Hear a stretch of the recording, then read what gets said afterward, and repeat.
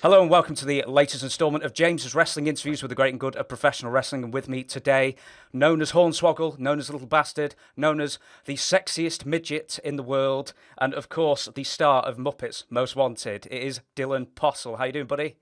How are you? Every time I hear like someone goes on the Wikipedia page and it's still the world's sexiest midget, it makes me cringe because I was like, that was me when I first broke in 2003. And I was like, man, how could I like think that was cool? I was just like, but I was a 17-year-old kid just living life.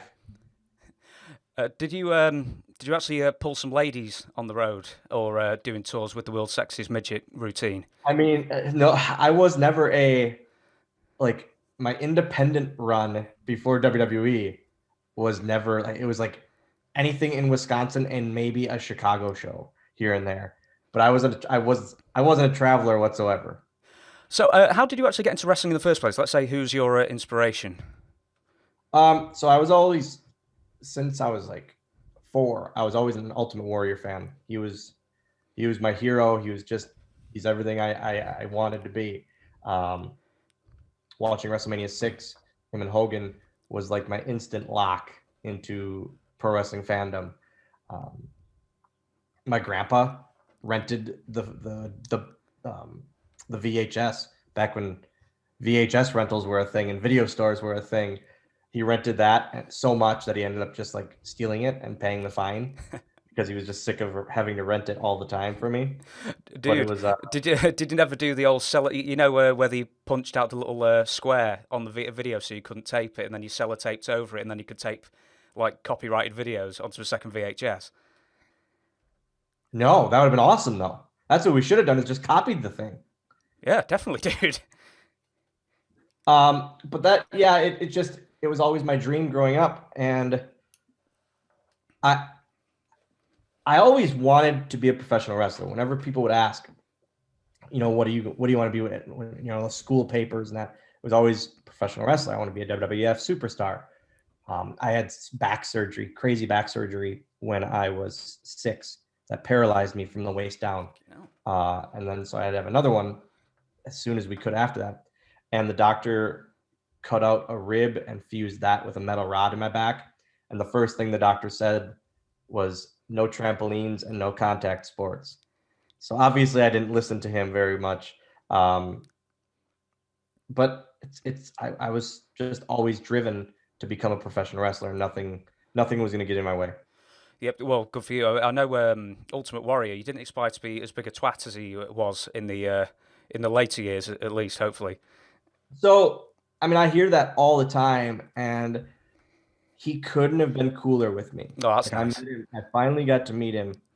Um, it was hours. It ended up being hours before he passed away, and I finally got to meet him, and it was so. He was. I just said it. I walked up to him backstage and I said, "Hey, man, you're the reason I'm here. If it weren't for you, I wouldn't be here. I wouldn't be a wrestling fan. I wouldn't. This wouldn't be have been my dream." And he like introduced me to his wife. He called his wife over to introduce me to her, and he asked me to take a photo. And it was just like it was the coolest thing ever. So there's a lot of stories out there, but the warrior I met definitely wasn't that. Did you see the meetings? There was sort of like I think they went into a corner where the Hulk Hogan and Ultimate Warrior buried the hatchet. Did you see them together No, backstage? that was at WrestleMania the day before, and that's like one of the most like hard hitting meetings like on a WWE documentary. Like just them putting everything in the past. And it was so cool like that they got that footage. The fact that they got that footage was so awesome. Going back to you then. So, did you just pick a wrestling school basically because it was the nearest one to you? So I was like I never was formally trained, I guess. It was like very outlaw style. I would just trained before shows. Like there would be one of the independent shows, and that was my training, so to speak. I would show up to the show 3 4 hours ahead of time, and we would just train until guys got there and the show was about to start. And so I was never like I never went through a school, so to speak, but I got trained the best I could, and I was always I loved every bit of it. I loved and I never wanted to be trained to be a midget wrestler. Like, I, I wanted to do everything. I wanted to do everything everyone was doing, and it kind of like weirded some of the other guys out. Like, man, just bite an ass, just haha, do a ref spot. But I didn't want to do that. I wanted to be a professional wrestler. Well, you outed me, and rightly so, as a Wikipedia reader of you. For at least All right. at least some research. It says that Ken Kennedy was your trainer. Yeah, Ken trained me when I was 17, and he didn't take it easy on me, which I always respected. Um, he treated me as a normal human being, which I am in the end, but he never took it easy on me because he should have, in other people's minds, and I was very glad that he didn't. How was he? Because as a layperson such as I, you may hear the occasional thing where he's a bit of a, to say it politely, maybe a bit full of himself or full of confidence. Whatever was he? Was that ever a problem? Full of To me, he was attitude. all right to be confident. He had it. He had the look. He could talk like no other, and he could work. Like he has the right to be a bit arrogant. Ken was his own worst enemy because of just getting hurt or talking when he shouldn't have and that kind of thing. It's just at times he was his own worst enemy, which is unfortunate because I still think he could have been a huge star in this business. Yeah, I mean, he definitely. I mean, he had a distinct look. He had a great, great voice, great Yeah. interview ability. I was it as simple as he just made maybe too many enemies? I don't know about the too many enemies. I truly think it was one thing after the other with Ken, because of injuries and doing interviews about the Benoit situation and just all of that. It was all unfortunate. So just bad timing then. But we'll move on from Ken and first WWE legend you ever met. Do you remember when you were actually wrestling?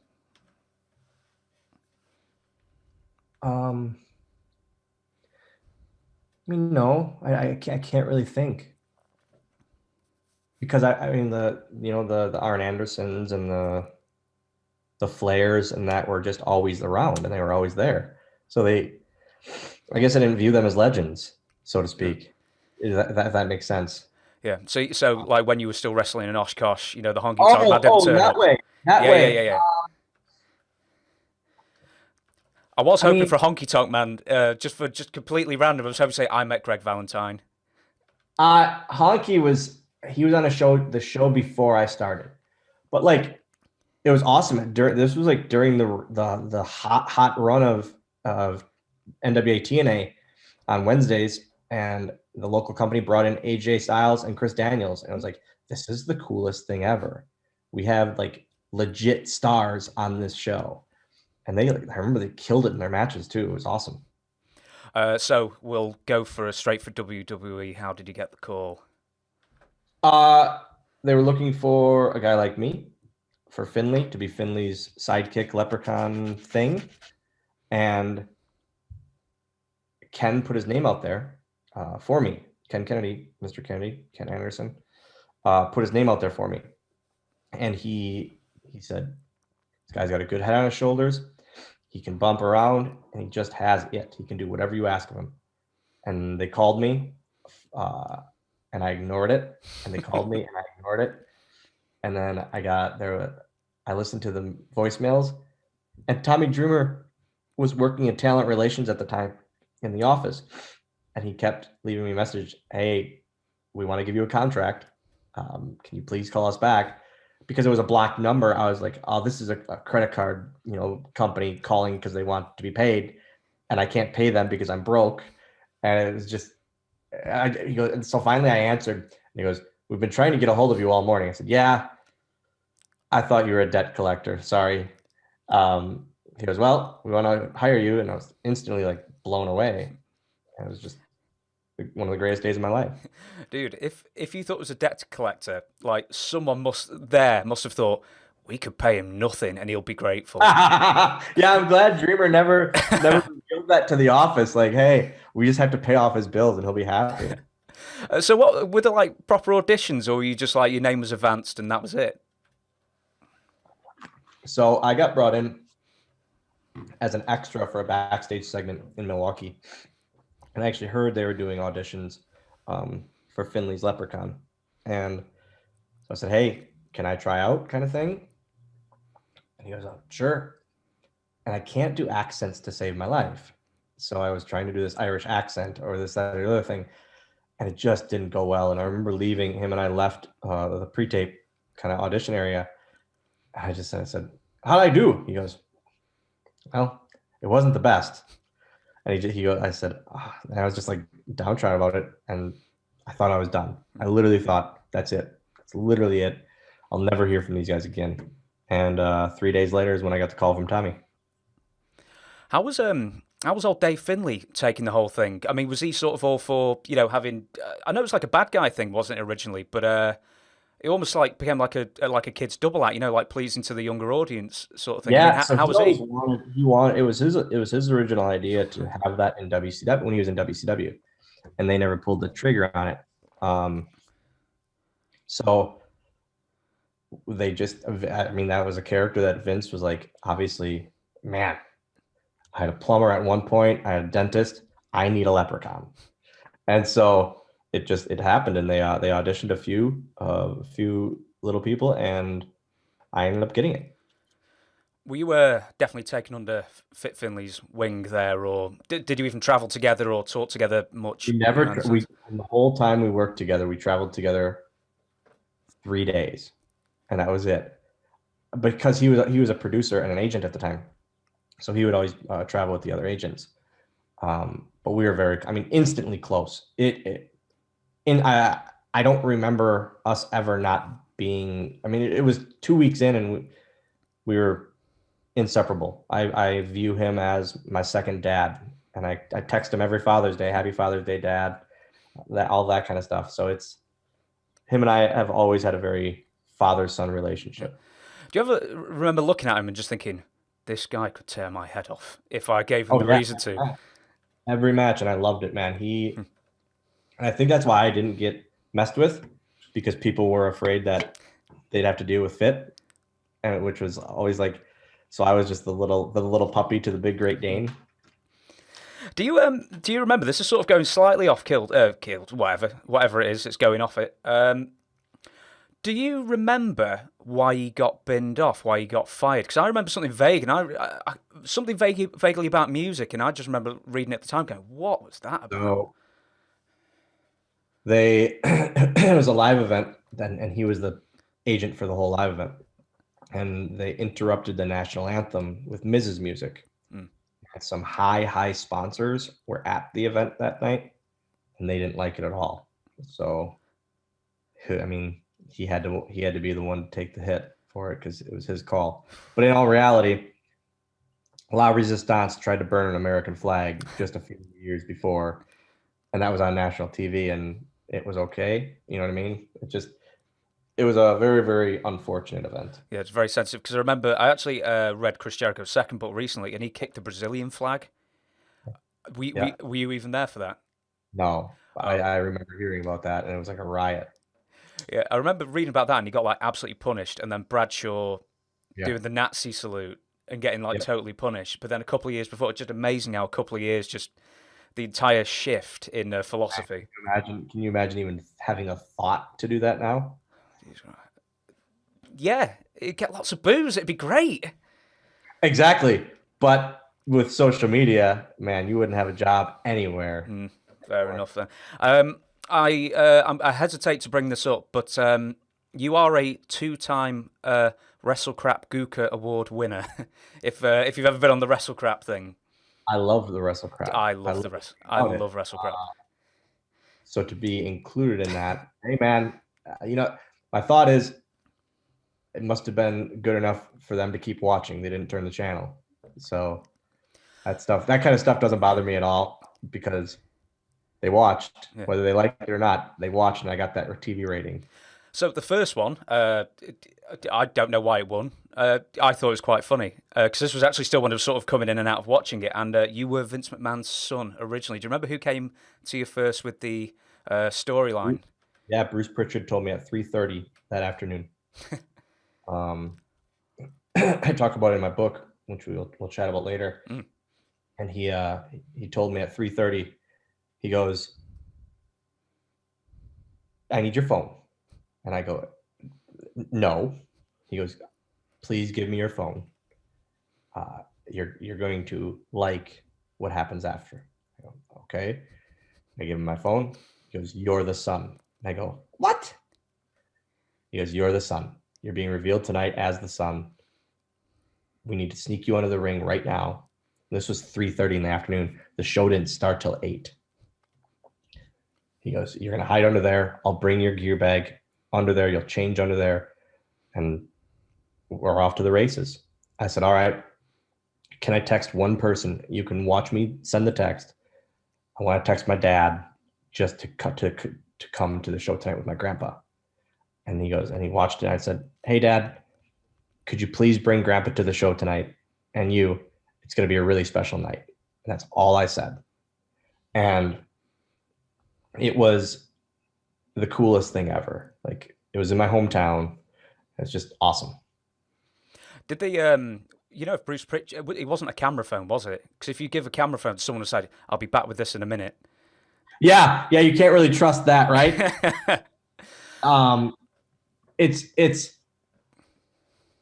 And it showed how much they wanted to keep it a secret. I mean, the boys didn't know. I literally snuck under the ring. I was under there for like 5-6 hours because it was the last segment of the show too. What did you have for entertainment? I mean, did it at least give you a bucket for the, in case you cut short? That was like my one word. I was like, man, if I have to use the bathroom. So I had I had Gatorade bottles under there and water bottles if I had to piss, but if I had to go the other one, it's going to be an interesting night.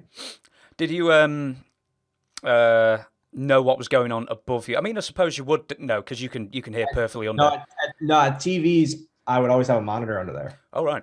I could actually see what was going on. I would have a headset to talk to Vince and the producers in the truck at the TV shows, live events. It was just me under a ring. Do you remember when it started going slightly off the rails when the sound man wouldn't leave? I thought that was the greatest thing ever. I thought that was just. I was like, they're not going to be able to get him out. They're not. This isn't going to work. And it was just the cool man. I was like, this might mess everything up, but it could be the best way to mess everything up. So that was awesome. Do you remember? Because I specifically remember that when they said everybody who is extreme must leave now, and then just Sandman's just there, just going, what's going on here? Just loving life. Yeah, it was literally just to get him out of the ring. So where was it going afterwards then? Like how many? Was it all just like for backstage skits, or what was the end goal going to be? So the original end goal that I heard afterward, later, this was just a couple of years ago, I heard once they started getting into it, they were going to do Vince versus Finlay at Mania. Obviously that didn't happen. It ended up being Bradshaw and Finlay, but yeah, that would have been a crazy Mania match. That's for sure. Would it have been like Rey Mysterio and Eddie Guerrero for custody of me? That's like the thing everyone says. Remember, he goes, "You're Vince's son." I was like, "No, guys, I was like revealed as I was Finlay's son." But okay, it still works, and it's still like that's part of me. And if that's what you want to remember, awesome. But it's just, man, that was such a cool time in my career because the 15th anniversary of Raw, that episode. I opened the show. I had 3 segments during the show, including posing with Hulk Hogan. And then I closed the show. The ending shot of the 15th anniversary is me pouring beer on Mr. McMahon with Stone Cold Steve Austin and Triple H. It's the coolest thing ever. Dude, of all the legends that you've actually worked with, I don't think you worked with The Rock, but I know there's a funny story with The Rock. But who was the absolute best? Like Mick Foley, Steve Austin, Hulk Hogan. You must have like a couple of good stories with them. Hulk Hogan, I talk about this in the book. Hulk Hogan didn't want to rip his shirt that night. And I was very, very upset because I was all set to rip my shirt like Hulk Hogan. But I still have the coolest picture of us two hulking up posing in my office.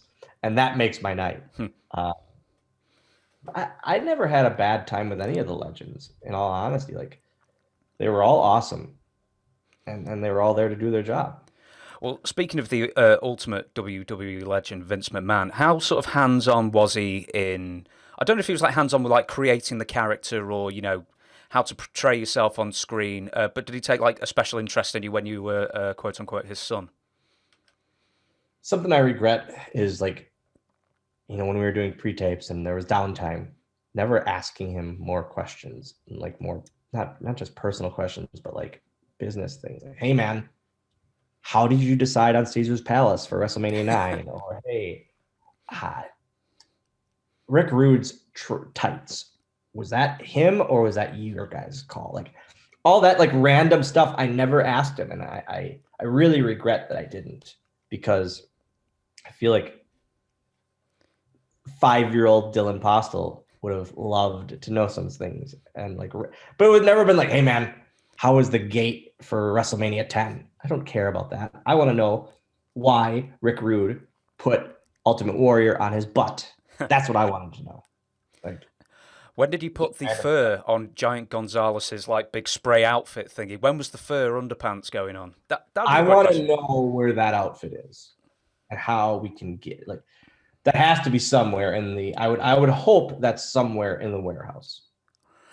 Did you bear witness to any of Vince McMahon's like famous idiosyncrasies? Like, you didn't sneeze in front of him or anything. No, none of that. And that's the sneezing one is insanity to me. Like how that, like how in his mind that's not being able to control your body. What? No, that's just a sneeze, Vince. That's just a bodily function that happens. I wonder, like, if he like really beats himself up when he needs a shit. Oh, I see him loving this. I see himself loving, like, taking a real good shit. We'll go on to the next big storyline, which was also a Google award, I'm afraid to say. It was the Chavo Guerrero feud.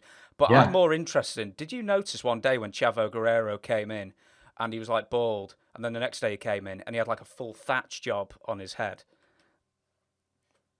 I mean, I think we all did. But, I mean, whatever he did, it actually worked pretty decently because he was getting that. That's why I'm afraid to cut my hair, and I wear hats a lot because I'm real thin up front. And the minute I cut my hair, it's not coming back. I know it's not coming back. And I'm not, because I'm a cheapskate. There's no chance I'm paying for the surgery.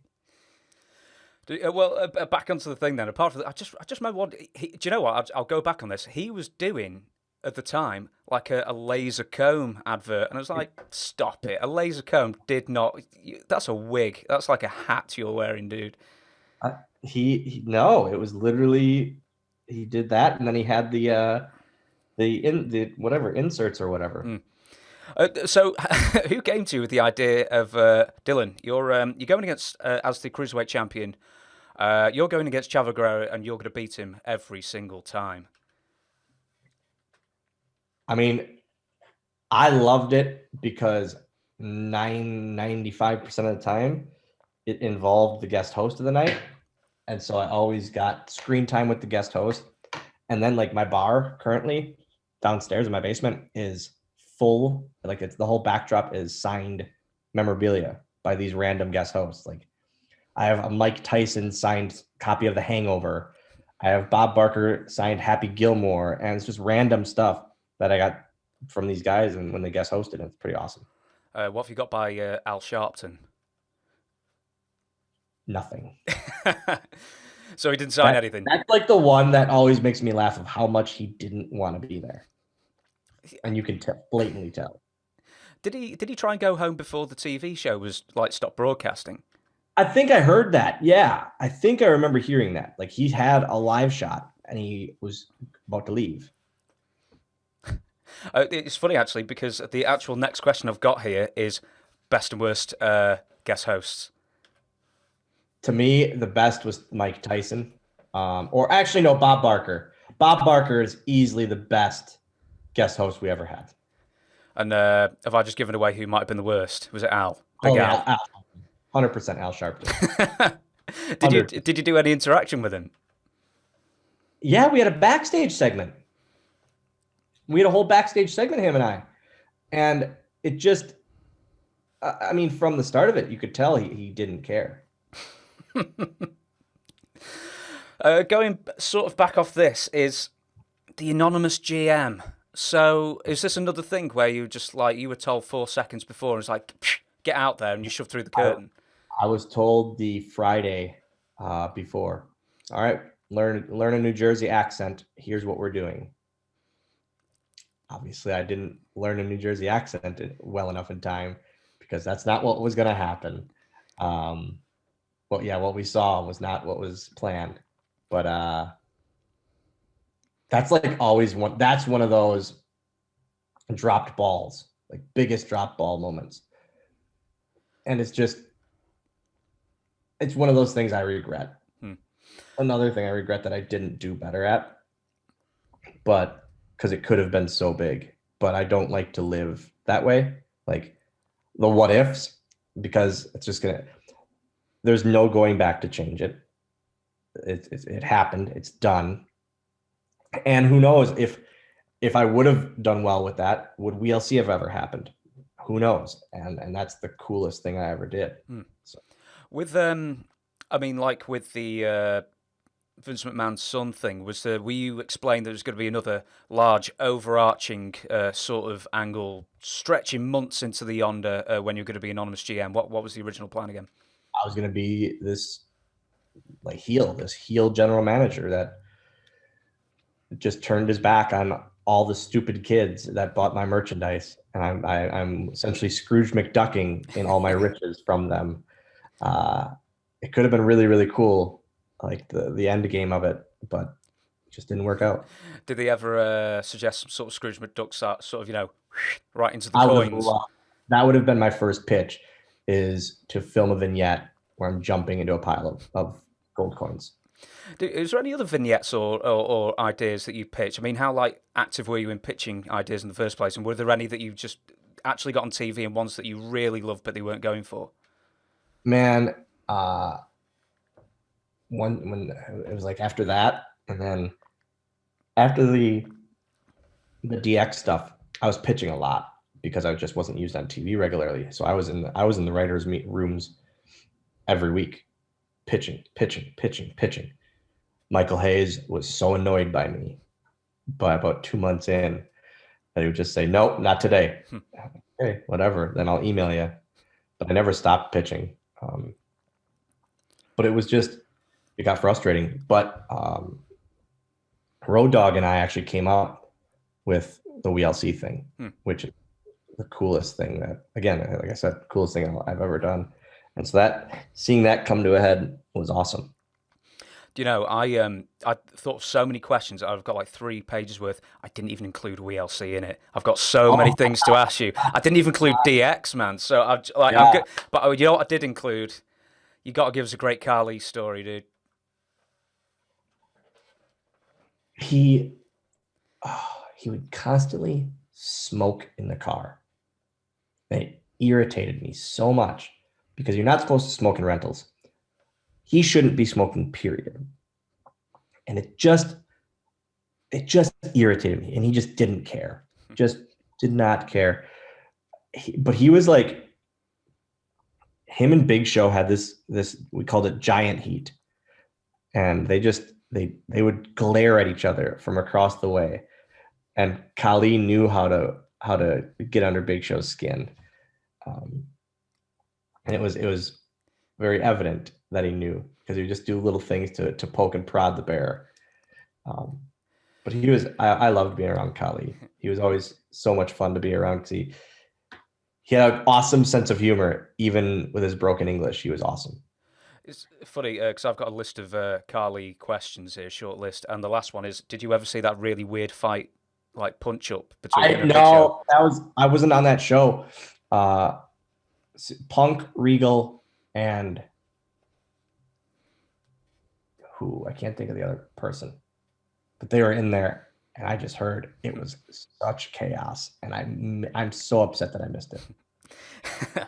How did he fit in the car? I mean, did you have to get special cars for him? We would normally get a big van every time, like a regular minivan every time, and he would sit in the front and put the seat all the way back. Did you have the opportunity to just really sit and stare and study his face? No. He's just got a very interesting face. I'd want to look at it for a long time and wonder what's going on. He's a giant. I don't know if you know this. That's why he has a big face. His jaw always mystified me. He has such a huge jaw. But making me miss him. I love that guy. Did he ever have like if he had a good sense of humor, did he ever have like one joke or something that he just like constantly repeat? No. He was good. He was great with one-liners. Like he would just insert a one-liner, and coming from him, especially with his, like I said, with his broken English, it killed me every time. I've got to ask this one, and I've asked a few people. To be honest, I've had quite a few disappointing responses. Wrestlers caught. Were you ever summoned, or have you ever witnessed one? Nope, neither. Neither. I knew they happened. I heard a couple happened while I was on the road, but no, neither. That's disappointing. That is disappointing. I will ask this then. A few years ago, you did an interview with someone else, and you said that CM Punk had fallen out with you for you daring to ask a very, very basic question or favor. Yeah. I mean, we were very, very close friends, and just ended quite abruptly. Which sucks because I said, yeah, we were close friends, but it's eventually a couple of years later, I apologized if you ever took what I asked as treating him poorly. And it was water under the bridge then. But it was a pretty bad falling out. It's pretty brutal. Yeah. To explain, what was it that you asked him? I literally asked him for a friend of ours phone number. And he thought that was using him to get something. All right. But I take it that way. Was he always that difficult, even, on the road? I mean, the road takes a toll on everybody. I'm sure I was very difficult and angry and not nice to people at times. But he, at times it's been talked about. He's been known to get angry about certain things really easily. Yeah. Do you remember hearing when he just left? I think it was in earliest 2014, and he just went. Do you remember being backstage at the time, or what did you hear? Like when he quit, you're saying? Yeah, when he quit. Yeah. I don't remember hearing much about it. I really don't, and I just. It's so mind-blowing to me. It really is mind-blowing because he was going to be in a main part of WrestleMania against Triple H. And Triple H isn't going to take the back burner to many things. So I just don't get why he wouldn't be all for it. Do you think he killed the business when he fought in UFC? No, not at all. UFC is a completely different beast than WWE. And we saw that for ourselves in those two events. I'll cut this question out if you don't want to answer it. Do you think CM Punk should pay Colt Cabana's legal fees? No comment. Right, we're off CM Punk then. Do you know what? I actually thought Drew McIntyre. I was thinking of him because I didn't quite realise because I was in and out of wrestling for years, Yeah. and sort of how was he originally? Because he seemed to be destined for bigger things, and then he just wasn't quite. I mean, was he just too young? Maybe did he just not quite find the right character for himself? I think that's exactly what it was. he was a lost puppy for so many years. He was the chosen one, and then he wasn't the chosen one, and then he was this, and then he wasn't that, and then he was a rock star, and then it can only go so far. And then, but now he came back, and I mean, he had such a run on the independents and an Impact outside of WWE, and his time away from WWE, they had to hire him back. And he's, I mean, he looks like a monster. He moves so well. He's all around got it. Do you think it's always a good thing for people, you know, like they do in Japan, where like they'll train someone up and then send them on an excursion somewhere else, and then they come back and then they're a star? I mean, would you advocate for that for more people? Yes and no. I think it can help because it helps people. Listen, you can't miss something if it doesn't go away. People become stagnant, and that's when the fans turn on him. He went away, reinvented himself completely, and he came back as this monster, and people love it. It bums me out that during this run, there's no fans because they would be going crazy for him. Yeah, he looks the part, if nothing else. I mean, he really hit the gym and, grew the chest hair out. He looks so much better. He looks like a grown man, which is what you need to look like for a main eventer. Yes. 3MB memories.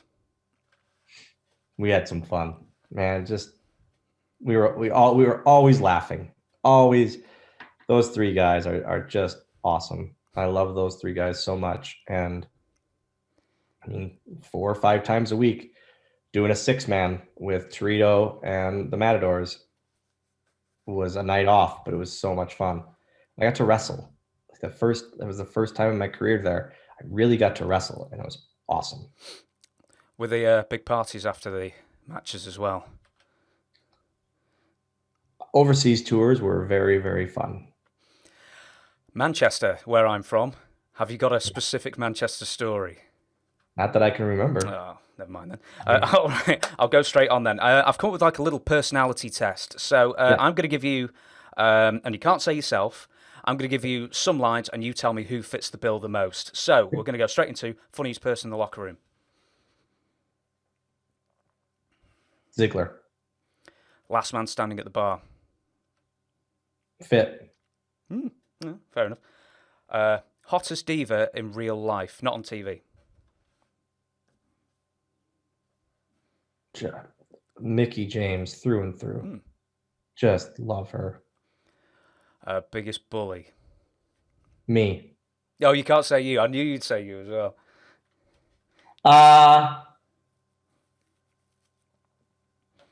Kofi is like a closet bully. He loves winding people up. So I don't know if that's a bully, but a really good antagonist. Most bullied or picked on.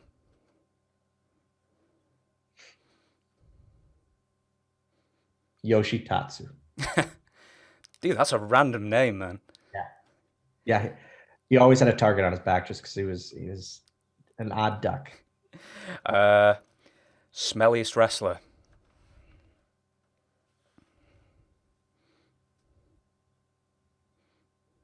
It's a hard one. Kane's glove would get really, really rank.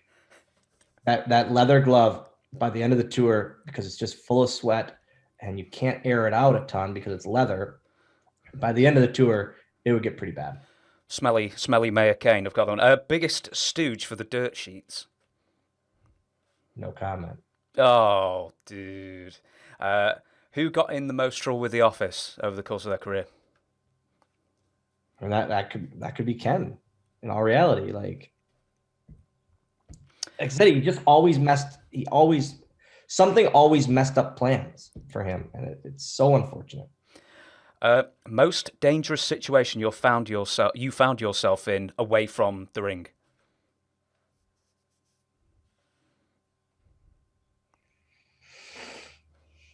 I mean, I don't know if you can call it dangerous, but it was just the unknown when we got stuck overseas. Both tours got stuck overseas in the UK because of the volcano in Iceland. and we didn't know when we were going home. We literally every day we would hear, all right, not today. We were stuck for an extra, I think, 6 days. We just didn't know we didn't know when or if we were ever getting home. Man, I totally forgot. I mean, I was there at the time. I totally forgot about that one. Biggest ladies man. I mean, Carlito is always. You're the second person to say Carlito as well. Always been called a legend when it comes to that. Worst storyline ever. Mae Young giving birth to me as the New Year's baby. I thought you were going to say the hand then. Nope. She gave birth to me and I was the New Year's baby. Last one is if there was one person you worked in wrestling with who could kick in the balls with no repercussions, who would it be? I could kick in the balls? Yeah. Al Sharpton, probably, because he just didn't care. Fair enough then. Going ahead a little bit, why were you let go from WWE? Because I don't know the story. I mean, there was a massive release party, I guess. And I was just included. At that point, I wasn't on TV for a year and a half. So I knew my time was coming. I really did. And it's just, I mean, it's unfortunate, but that was 2 weeks under 10 years that I was there. When they told me when I first got hired, it's probably going to be a 6-month deal. So turning 6 months into just under 10 years, either I had to hide under the radar really well or I was doing something right. Do you, so this is going to be a slightly more sensitive issue, so do forgive me, but you failed the wellness policy test, and it wasn't because you'd taken anything.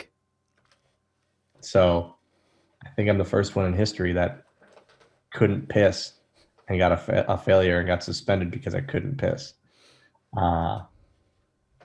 Yeah, that's one of my biggest gripe again, or my biggest anger moment and negative feeling about the company, how the company handled something.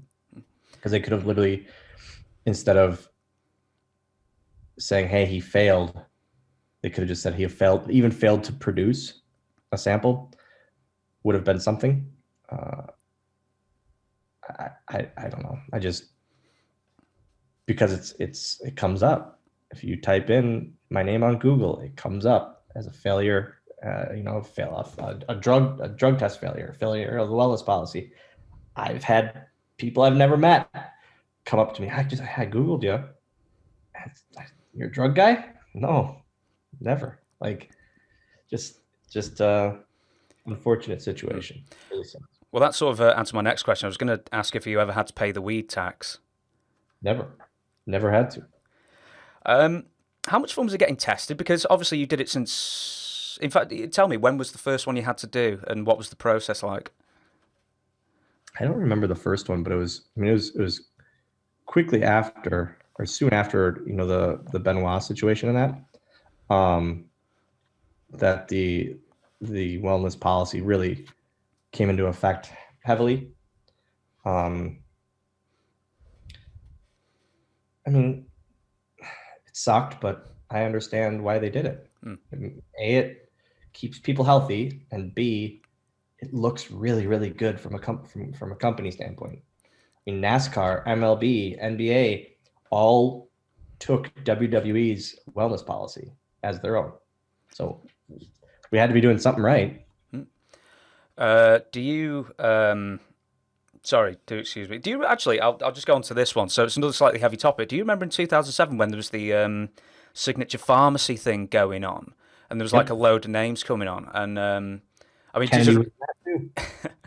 yeah. Do you just remember that time and just going, oh no? I was very confused by the whole thing. I didn't understand. I didn't understand it, period. And then it was just very, very confusing to me. What is this? Because I was not in that circle at all. So it's just very odd to me. I'll skip on that because I know it's not the happiest thing to talk about. But So how often does WWE sort of touch base with you then? Because you do still crop up on television here and there. When they need the little guy in a big stadium, they shoot me a call. I still talk to a lot of my friends there on a daily basis. So it's I'm not fully disheveled yet. It's funny you mentioned that. My next question was, how was Saudi Arabia? Was it just bizarre? I traveled there for 22 hours. I was there for 10 hours. But I traveled back for 22 hours. So it was mind-blowing, the travel time and that, but it was awesome. It's one of the things people talk about the most right now is my return at that. Yeah, at the most travel I've ever done in one day is 26 hours straight, and I'd like at the end of it, I was just like a zombie. I mean, how did you even like walk to the ring? Yeah, it was yeah, I remember landing and meeting Hawkins at the hotel and then eating and then going to the venue. So you didn't have any plane trouble then, I hear. The what? You didn't have any plane trouble that year, I believe. No, no. That all came later. Do you remember? Because obviously you'll have friends there. What Yeah. was the inside scoop of the plane being sat on the tarmac for a day? No one knew what was going on. Literally, people were just like sleeping, and they'd wake up and they're still there. And I just kept hearing no one knew what was going on. Nobody knew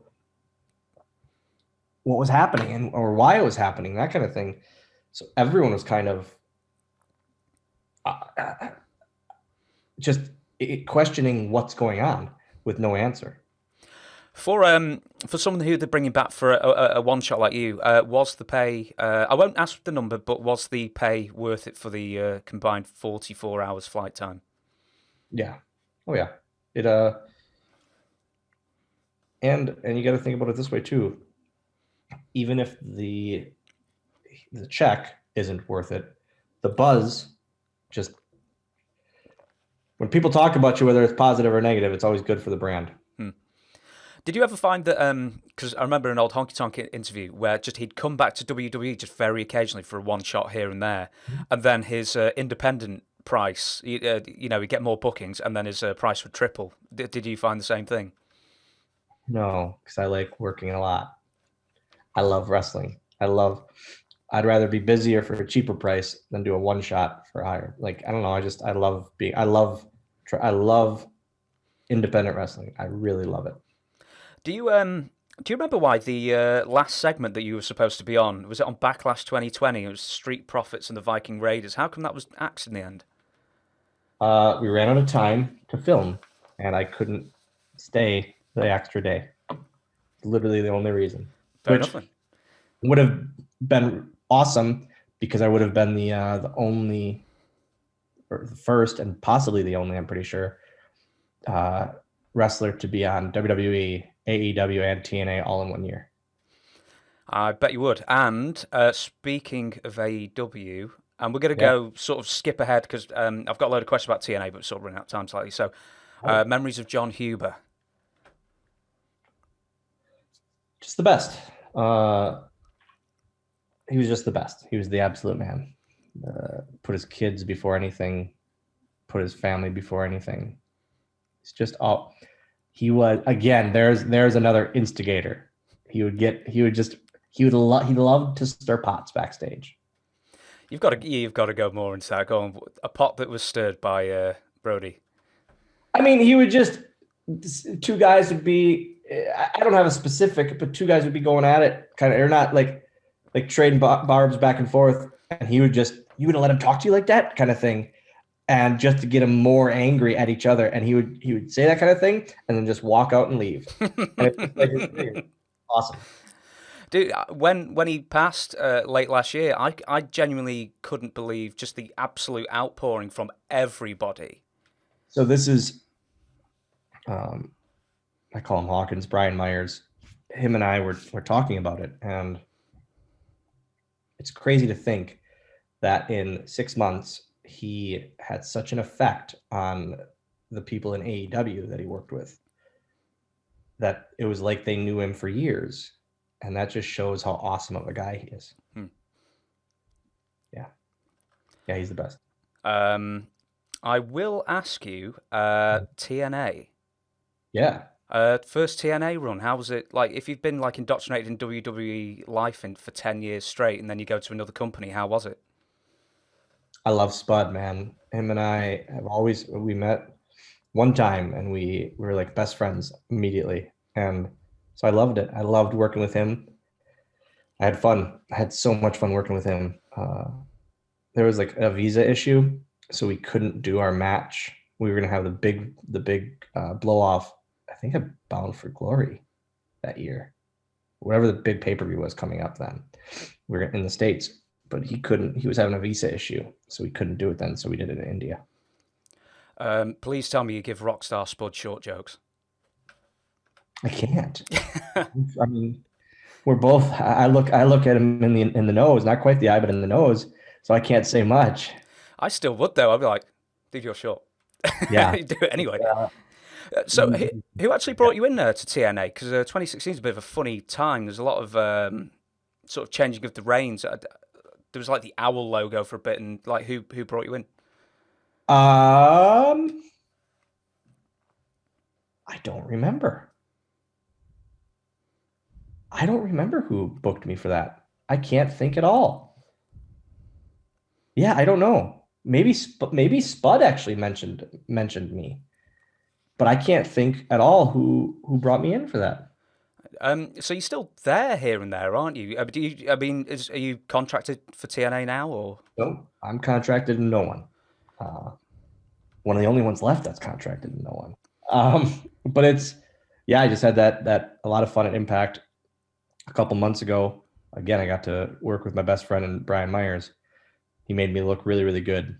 And then I did the AJ stuff with another good friend of mine, Ethan Page, who is quickly going to become a big star, I think, over in AEW. I think this is his time to shine. I'm glad a ton of people are going to be able to see it too. So Don Callis and Kenny Omega now going back and forth between the two, and then there's a couple of others who are as well, and also you, which is quite amazing as well. You're one of the few people who's always like into promotional at this point. Yeah, I mean, I did the AEW spot. That was Jericho reaching out to me and saying, "Hey, we would love you to be part of this shot." I said, "You tell me when." He goes, "We need you to get a diaper." I said, "I'm on it." So, how was AEW? Did you ever meet Tony Khan and then negotiations to be brought in? no, literally, I flew to Caesar's Palace, did the shot, and I flew home that night. I was in Vegas for 5 hours, I think. Do you still watch weekly? My son does quite a bit. He loves the AEW product right now. I run my wrestling company, ACW Wisconsin, and our training school. So training is every Wednesday and Thursday. So it's like I catch like the last half hour of AEW, and it's a very fun show. It's a very, very fun show. And like I say, Landon loves it. I was going to ask, like, where do you think they're sort of going right and going wrong in the whole sort of presentation of AEW? Presentation's there. They got that. They have a huge roster, and it keeps getting bigger and bigger. 80 bigger. plus, last count, I believe. Man, that's for one. I mean, obviously they have the now 2 YouTube shows, but for their 1 television show, that's a big roster. It's a huge roster to have. So that's the only thing I can think of. Like, hey, are there too many people to focus? Are you okay to, because I've asked a few people this, and firstly, Vince McMahon, the exploding limo thing. Do you remember? You would have been at SmackDown at the time, wouldn't you? Yes. And then obviously the next week, the Chris Benoit situation happens. If you don't want to talk about it, I'll just completely skip over it and we'll do whatever else. Okay. But when do you remember the first word getting to you, and what was the reaction? we all had a sit down meeting. I go like through this day again in the book Life's Short and So Am I. I go through the whole day of it was we had to wear dress clothes because it was gonna be Vince's funeral, and then it was so weird because we're all in our dress clothes about to do the rehearsal for the funeral, and we're all sitting in the bowl in the arena, and Vince tells us. It was like the craziest thing ever. And I remember like right before he told us, Dean Malenko walked up to Vicky Guerrero and whispered in her ear, and she like fell to the ground crying. It was just like so heartbreaking for her. And it's just like man, that day was so just crazy because then it was like every 10 to 15 minutes, something new came out about it. And it didn't stop for weeks. Yeah, it's crazy time. Were you in the arena for the entire show? Or were you sent home early? No, we left early. We myself, Punk, and Hawkins and Ryder left and went to the hotel and watched it from the hotel. And like we all watched it together. And I remember I ordered food. We all ordered food, and that's when like all the others, like all the stuff started blowing in on the news. It's just a crazy day. Do you remember specifically watching Regal's tribute, if we can call it a tribute? I don't. He was the only one who didn't say anything positive. He was like really reserved because he must have had a feeling or something. Yeah, I don't remember that at all. Okay. Do you remember any like specific changes to the company like straight afterwards, as far as maybe restricting what you could say on television or what? Were there any like major changes? No more. I remember no more blood being very fast. Like I don't, might have been already, but then mainly the only thing was the backstage of the wellness policy being into effect more. And did you see a drop in like ticket sales straight afterwards, or for the most part, did business just carry on? Business is business. Business is business. All right.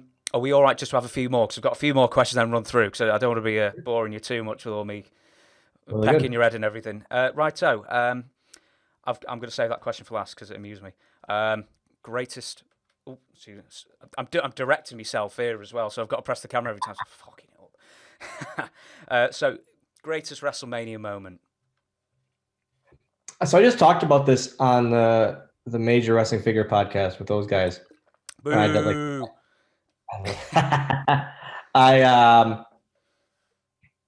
I ranked like my manias, and I think I put Mania 24 for me 24 my appearance there above 23. It just started to like hit me as that because 24 was like I came back finally. I had an entrance, like that was my first Mania entrance, and it was just that was a big moment. That whole match was so, and that match is so good. JBL versus Finlay is so good and so underrated. But 23 is again that huge bump off the ladder from Kennedy is so special to me too. But I think 24 is my best moment. What was probably the biggest WrestleMania disappointment? Maybe something you were teed up to go on, and either your role was reduced or not there at all. I forget which one it even is, but it was like the one where I rapped backstage, and so I could suddenly talk, but only if people weren't in the room. Man, it was awful. I'm going to go straight into it. Right, so I sort of, not end, but one of the last things I do on every podcast is I call it, and I do apologise for the firing line. I had to come up with some stupid name for it. Anyway, so I'm going to throw some names at you. I've got 15 here, so you tell me if they're cool, if they're not cool. Throw in a story if you've got a good story, and I'm going to steam right in with Mr. Big Dog himself, Zack Ryder. The best. He is him and I argue like a married couple, but he's always been one of my best friends. Tell him I'd like to actually interview him as well. So, next one is JBL. He was never bad to me. He really wasn't. You know, you hear the horror stories. I don't have a horror story from him at all. WrestleMania 23, he may have carried me to my room on a luggage cart because I might have been overserved and real sleepy. So he took care of me. So there was no soaping up in the shower or anything like that? Not me. Mike Adamley. Man, there's one where I could not believe A, he was hired, and B, he lasted as long as he did, and then he was just gone. And he messed up every week. Every week he messed up in some form, fashion. Was it he's a nice guy, but? Yeah, great guy. I just didn't know why he was there. Brodie Lee. Awesome. I don't have a negative word about him. Matt Striker. Again, he was one of my travel partners. I always got along with Striker so well. He's one of the most knowledgeable to wrestling people I know, and so many random old stats that he knows is crazy to me. But yeah, it was me, him, Dreamer, and I were car buddies for a long time. What wrestling based games did you play to sort of like kill time on the road? Nothing. I always brought my video games, like my PSP or my DS. So that's what I killed time on the flights with. Howard Finkel. The man. And the absolute man. When I first got hired, getting called by him and him telling me I was going to be on the house shows.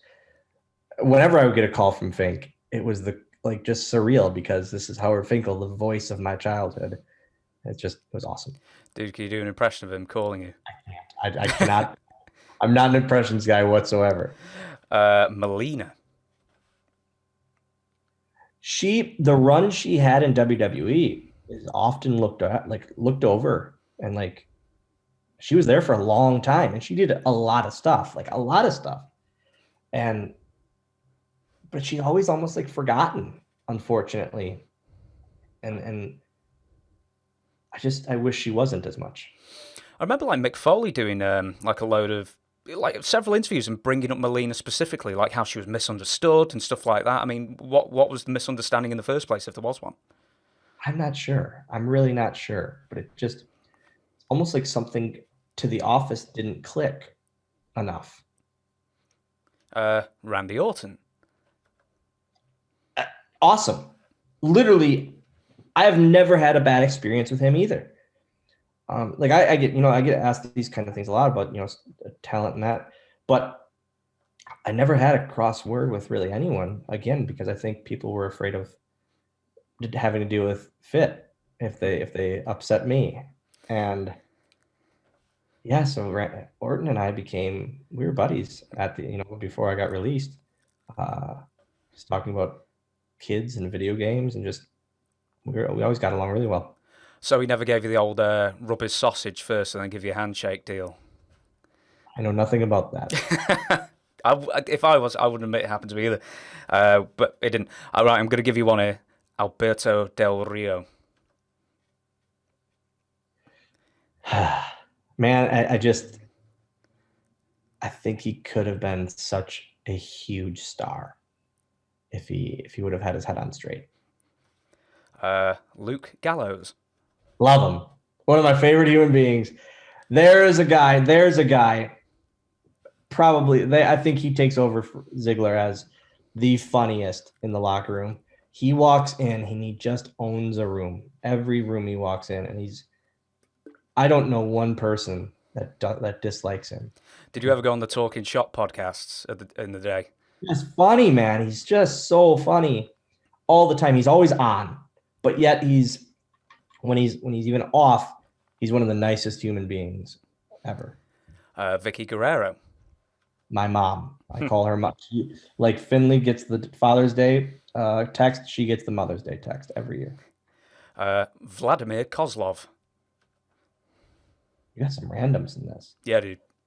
Kozlov, almost like Mike Adamley, where I just didn't get it. I did not get it. But a great guy, just didn't get it. Dude, if you think that was random, this is my last one. The Nasty Boys.